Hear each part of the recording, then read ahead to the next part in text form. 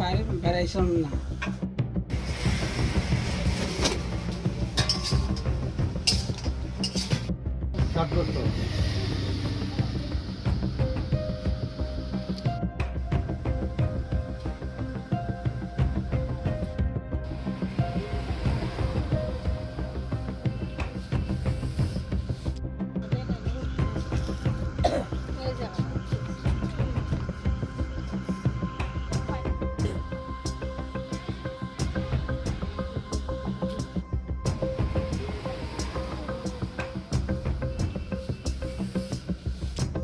কাম হয়ে গেছে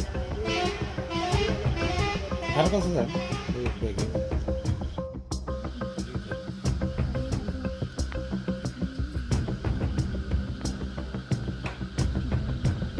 কাজ করে এসেছি, দেখছি মানে ব্যাগ ঘর খোলা আছে।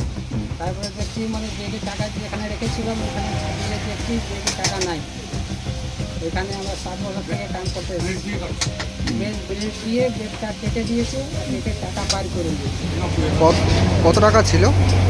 90,000 উপরে টাকা ছিল। 90,000 টাকার উপরে ছিল। 90,000 টাকা উপরে ছিল। আপনারা এখানে কজন থাকছেন? আমরা এখানে 4 জন থাকি। একজন বাড়ি চলে গেছে, আমরা এখন 3 জন আছি। কারোর প্রতি কি আপনাদেরকে সন্দেহ হয়? আমরা তো দেখেছি না, সন্দেহ কি করে করব? এই বিষয়ে থানা থেকে কি কোনো একটা মামলা করেছেন বা জানিয়েছেন থানাকে? হ্যাঁ, থানাকে জানাই এসেছি আজকে। 7 বছর যাবৎ তারা 4 জন লোক আমার বাড়িতে থাকে এখানে। তাদের বাড়ি কোন জায়গায়? তারা বাড়ি বিহারে। হুম।